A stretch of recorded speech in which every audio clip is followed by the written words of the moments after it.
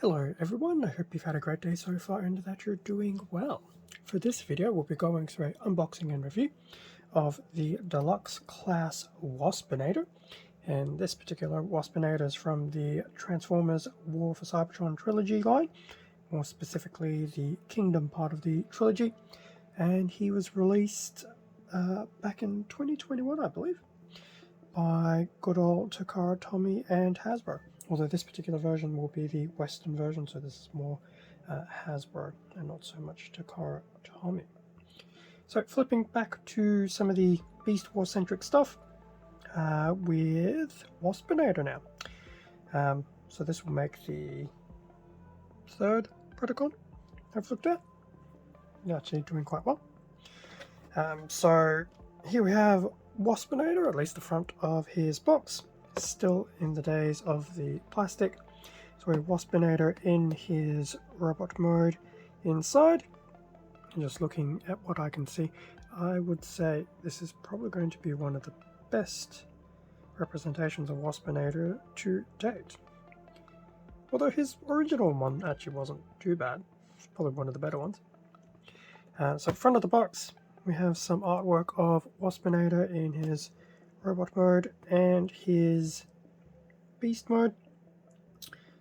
Even though this is from Kingdom as opposed to the original Beast Wars, I feel he's relatively unchanged. Even possibly right down to the colours. But yeah, he's actually looking pretty good for this incarnation. So there we have the side of the box and the front of the box. The other side, just the War for Cybertron stuff, just focusing on Kingdom. Top of the box, nothing too much to write home about. Although yes, this was the 34th release within the Kingdom line, I believe. Yes? Maybe? Can't remember. Anyway. Back of the box. Waspinator, robot mode, beast mode, 20 steps. Not too shabby at all. I suspect he will probably have some back kibble and some kibbling here and there, but what do you expect? He's a wasp. But yeah, he's looking pretty good, and I do like the colours. Be interesting to see how that looks once I get him out of the box. So with that being said, now that we've had a look at the exterior box, probably the last time it stays this way, I will open up the box and we can have a look at what is inside. And with the Waspinator now out of his packaging, so the usual manual, one Waspinator, one accessory being his main weapon, and because it's War for Cybertron, there is a included card, and this time Waspinator comes with Unicron in his very G1-esque look as well. So if I remember correctly, he does get referenced to a few times, especially within Kingdom. Not that he makes... I don't think he actually made a real noticeable appearance. I can't remember now. It's been a little while since I watched the trilogy, but yeah, so we do get this card of Unicron, and that's the back. So very cool. I do like how they actually include these little cards, just for the little collector's sake. So that is that. So we'll put that to the side. Waspinator will have a look at you in a moment as your weapon. So manual for Waspinator.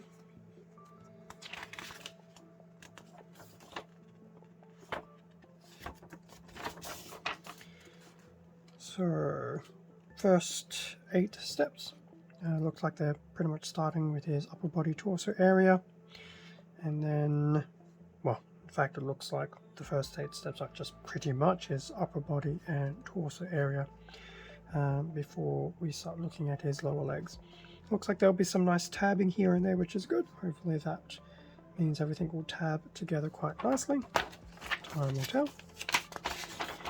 And then the last 20, well, steps 9 to 20, we'll start looking at his legs, and making those into his relevant lower side of his body. And yes, once again we have hopefully some solid tabbing. And yes, his weapon, like it did back in his original toy, will store very nicely in his rear. I believe abdomen is the correct term, not thorax, as I learned from Black Arachnia. So that was his manual. So I suspect I'll probably be using this later on, which is fine, until I get the hang of things. But yeah, he does look like he will have a pleasant transformation. So we'll keep that there. Now, Waspinator, before we look at you, here is your accessory. So as we've now seen, it's pretty much the back end of his beast mode, which is fine. And then it'll be his main weapon in his robot mode. So if I put that into his hand like so, there we go. It's an interesting look. I think I actually do prefer his original toy in that regard. That toy had a very nice weapon and also had the shooting missile gimmick, so that's very cool. So that's basically what Waspinator will look like holding his weapon. It's hard to make sense that it's an actual weapon because it's so integrated with the back of his beast mode. But at least it does have colours. It's in a 2-colour tone there between the yellow and black paint application. So that was his weapon. And in fact, so the back of his robot mode, look at that. That is one thing I really enjoyed about Beast Wars, where they had very seamless weapon integration into their robot modes. Speaking of robot modes, here we have Waspinator. So before I do all sorts of weird and wonderful, so Waspinator from the front, from the side, the back, which we've now seen a second time, the other side, which we don't expect to be too different from an angle. If we were looking at Waspinator from the bottom up, and then Waspinator from the top down, will Waspinator stand on his own 2 feet? The answer is yes. Yes, he will. And before we get too carried away, what does his... So that's a nice close-up of his upper body and his head, and I will say I really enjoy the detailing on his head.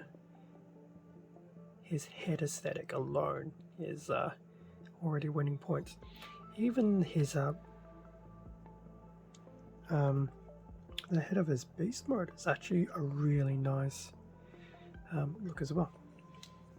So that was a quick look of Waspinator around his main body. I've had a quick look at some of the had a close-up of his head and his upper body. Before I look at our articulation in terms of colours, so he's sporting at least 2 tones of green, which is quite nice. So he's got a nice dark green and a slightly lighter green, which actually works quite well. He has the splash of black here and there.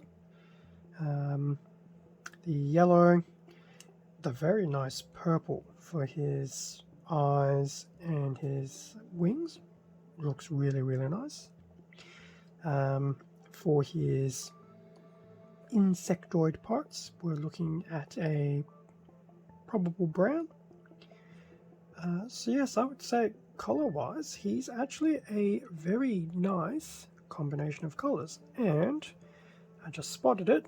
He also has the Predacon logo emblazoned on his shoulder. So, very, very cool. I would say in terms of general look and aesthetic, Waspinator looks great. Now, in terms of our articulation, so just because I'm flapping around with them, literally, his wings will have a good amount of movement on them, so they're actually on ball sockets in there as well. So that is very cool.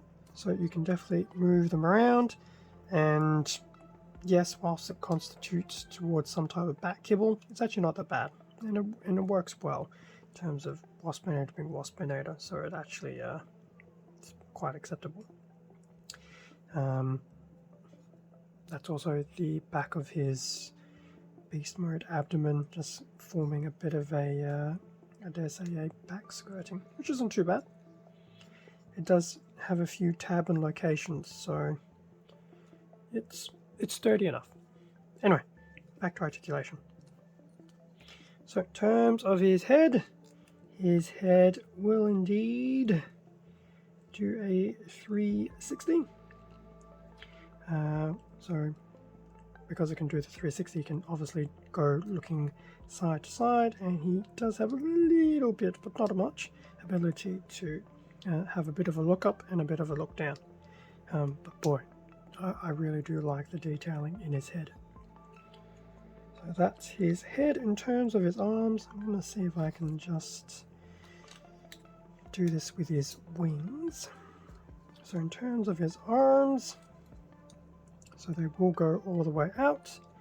They will generally do a 360 around. See if I can just... Now his insect legs can move around as well, but I won't worry about that too much in his robot mode, other than moving it out of the way. His arm, well, at the shoulder his arm won't go back, but it will go forward, which is very good. Can I move some of these insect legs around-ish? Kind of, not really. So his arm basically can do that 360 and move around there, mainly because of that nice little part in there. His arm, if you hold it separately, will have 360 rotation at, I dare say, his bicep tricep area. He will have a elbow bend as well, so he'll go all the way forward as we'd expect, and can also go all the way back. So don't know why I would need to go all the way back, but it can. His forearm is fairly solid, and his hand will actually be able to do a full 360 in the joint. Now I do believe that is more an artifact from his transformation, because his hands do need to swivel around, but in terms of his robot mode, it is kind of cool that he can do it, so definitely not a bad thing. So his arms overall, not too bad, so I'll just do that with his arms to get them out of the way. Now I don't believe he does have some rotation at the waist. It's a little bit encumbered because of his mandibles from his beast mode, so he can do it, yes, but I think it would just be a case of being a bit cautious with how much you rotate that around. But he does have some of that movement there, which is always a cool thing. As for his legs, can he do the full splits? Yes, he can. Granted, he won't be able to lay on a surface doing it on account of his beast mode tail / abdomen. So he can do the full splits. The leg will go all the way to the front like that. It can go all the way to the back like that. You will need to bring it out a little bit to the side just to offset the back of his tail. They can also go out like that as well, so good amount of movement at the hip joint. It also can do a 360 as well, just bearing in mind his insect legs will start colliding with things, so can be done, just not super smooth on account of things banging into each other. That's okay. He does appear to have some movement in the very upper leg, but I think it's only a little bit. So it's more just a possibly turned around the joint, maybe? It's hard to say because that insect leg is definitely clicking and combining and doing all sorts of wonderful things. It looks like there would be some in there, but it may not be a lot, to be honest. I feel like it can just like rotate within that section, but that does suggest there is some articulation there. In terms of his knee, so his knee can go, well, yeah, his knee can go all the way like that, and can do a little bit like that as well. So it's almost a double knee in that sense. There's no further rotation there. His feet do have a little bit of movement in them as well, but that will start happening because of transformation purposes, so keep that in mind. So there we go. That was a bit of a rundown of the articulation that Waspinator has. We've already had a look at his wings, so we know there's a bit there. His abdomen is pretty much one solid piece once it's tabbed together. So yes, definitely a good amount of articulation in Waspinator, but I will say it's a little bit impeded just because of some of his, well, not some of his, but his insect legs being quite large and somewhat protruding. So now that we've had a look at Waspinator's robot mode, I will go through the fun process of the 20-step transformation to convert him into his beast mode. Then we'll have a quick look at that. We'll probably have a quick play around with some of the articulation, which won't be too much, but he will have some articulation in his beast mode. And then I will have some final thoughts about Waspinator. And with Waspinator now in his beast mode, so having a quick look at Waspinator, so that's basically Waspinator from the top down, Waspinator from the bottom up, his rear, his side, his front, his other side, and then just a bit of a side angle. So before I get too involved with his beast mode look, his transformation wasn't actually too bad. His upper body worked out quite well. His lower body took a little bit of getting used to, but I will admit, unlike Black Arachnia,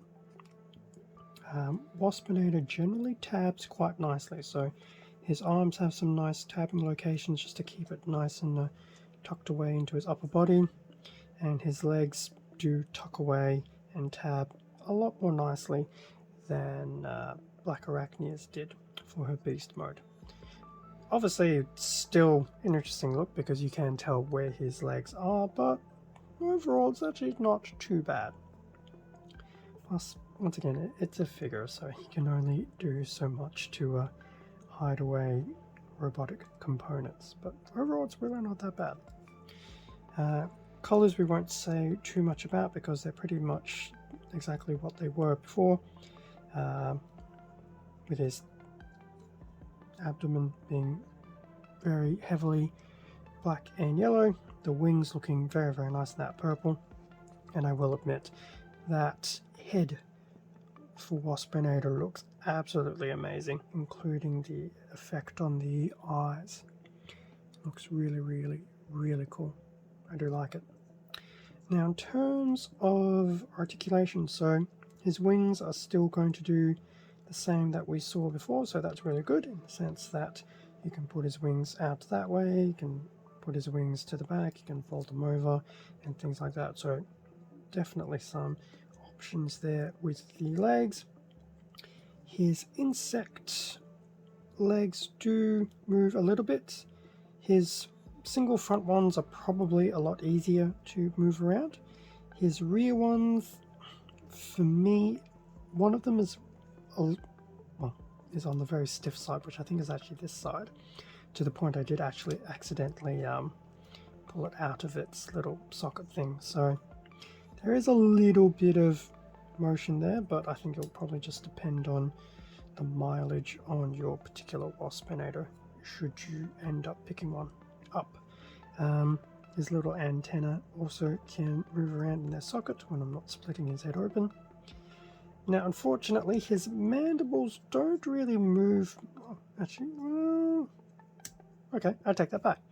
His mandibles will move in his beast mode. That is really, really cool. Just because Waspinator actually does look quite imposing with his mandibles open like that. Very nice. So that is some of the basic articulation that his beast mode will have. Obviously, it's not the critical point for it. I think for Waspinator, it's pretty much just going to be a case of put him in one spot like that and leave him at it. But I will admit, his beast mode, in terms of some of the detailing and overall aesthetic, do look really, really good. And yes, actually forgot, his head will also have a little bit of motion as well, so that can actually move up and down as well. So surprisingly, for a beast mode, there's actually a little bit of flexibility as to what you do with them. Being a flying insect, no doubt he would probably also look better on some form of flying base. So there we go. So we've had a look at the articulation, had a nice little look around of Waspinator. Colours we don't need to talk too much about. So yes, definitely not too bad. So that is Waspinator's beast mode. So I guess from here on in I can probably start doing some final thoughts actually. So I'll bring back his manual just to think about his robot mode. So the articulation is pretty good. His arms especially do have a good amount of articulation in there. His legs aren't too bad. I think I'll say this as a bit of a criticism, but I think his original toy also had it, and to be honest, it's a bit of a thing with any insectoid type transformer, which does make me wonder how will Inferno go when the time comes. His insect legs do get in the way with some of the articulation, just because they collide into things. It's not terrible, it's just something you need to be mindful of. So obviously when you're doing 360s with his arms and things like that, the insect limbs may collide with the wings, the other insect limbs, and things like that. But otherwise, articulation's not too bad. The actual look of Waspinator, if I was going to use a rating system, 10 out of 10. The colours are great, the detailing is great, the detailing on his head is fantastic. Even the wings, colours and the actual detailing of them look great as well. I think my few criticisms, other than the limbs impacting the articulation, his weapon, it feels a bit lackluster compared to what he used to have in some other versions of the Waspinator figure. It's still a nice homage to his original Beast Wars incarnation, of course, but I feel the way that it's been done for this particular Waspinator just feels like it's missing something. But that's okay. It's not terrible, but it just feels like it's just a few points under where it could be. I didn't mention it earlier, but it could be. So his waist and torso connection, it is supposed to be a bit of a tabbing system. It did seem to tab okay, but I feel like that could be if you accidentally hold it too tightly or move something in the weird wrong direction, you could unintentionally detab his torso from his legs. It's an easy fix, but that's about it. It's not too bad because it didn't really actually happen when I was doing his articulation, so I'm not too worried about that. So that's my thoughts on Waspinator's robot mode. Generally really, really good, just some minor nitpicks on account of what type of beast mode he has and things like that. So that's his robot mode. In terms of his beast mode, the beast mode does look really good. I'm surprised for the amount of articulation it has. If I had any grievances with it, I'm not fully convinced with its insect legs. They're good, but yeah, I think I'm probably more annoyed really because of one of them having come out of its socket when I was moving it around, so it does feel a bit stiff for some of these, and I feel if I rotate this enough times I could probably pull it back out, which I really don't want to. It was a bit of a challenge to put it back in. So they're not real major criticisms on the legs, but they're not bad. They're definitely not bad. I think maybe if they were a ball socket it could have been better, but at the same time, I mean the front legs feel really, really good. But I think I do understand why the back legs have been done as just a single pair as opposed to doing it as two separate ones. But they do look good. The detailing in his beast mode is really, really good. I'd say aesthetic wise, both beast mode and ultimate for Waspinator. Did I say beast mode and ultimate mode? I did. Robot mode and beast mode. Wonderful. Really, really good. I quite like the aesthetic. I don't think I really have a lot of criticisms for his beast mode. His transformation definitely wasn't too bad at all. I think it's one of those things that you just get used to after a while once you've done it a few times. I do feel that, especially with his legs, they do tab in a bit more seamlessly into his abdomen and then come through into the rest of him much more smoothly than that of Black Arachnia. But two different insectoid bodies, at the end of the day, what do you do? So it's not, well, for Black Arachnia it definitely wasn't a major criticism. It's had to be done. But I think for Waspinator it actually does work a lot better, which is really cool. It's unfortunate that if you try hard enough you can't see his actual open hands in there, but oh well. It's not that bad. But it does look good because it looks like he's got a giant hole in between him. Yeah, not bad at all. And I do like how he can do that whole mandible thing. Look a little bit scary.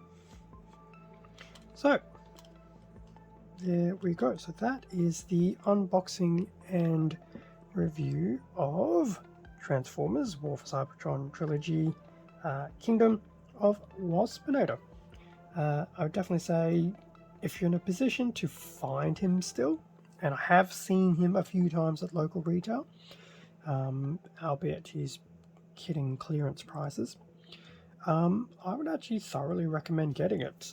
For those who want to basically refill Season 1 of the Beast Wars Predacons with more modernized takes on them, I would say he's a must grab. In fact, I'd be very surprised if I say any of them aren't must grabs. I think Scorponok could be the one exception.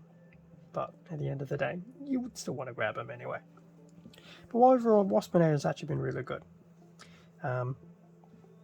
Definitely quite impressed with this one, and it's definitely one of those. It's Waspinator. They've really, really done well on getting his actual aesthetic and look. Really, really, well, maybe not pinpoint accuracy, but you look at it and go, that's Waspinator. No doubt about it. So I'm very happy with that. So yes, that's the review and unboxing done. Haven't decided who's the next week's unboxing and review. We'll potentially go back into Legacy. I obviously not going to be another Stunticon. No, I don't plan on doing another Stunticon, but I guess we will see. It very well could actually be a Legacy one. Could also be a Legacy Predacon. Not that I'm dropping hints or anything. Time will tell, but I'll try and do some early warning on who it is. Thank you very much for watching this unboxing and review video of Waspinator. Feel free to leave a like, comment, subscribe if you enjoyed the content. All of this does help support the channel, and I do greatly appreciate it. Extra content can also be found on my Instagram accounts, and I'll also have some shorts floating around for Waspinator, as well as hopefully a few pictures in the community tab. With that being said, stay safe and take care, and I will catch you all in a future video. See ya.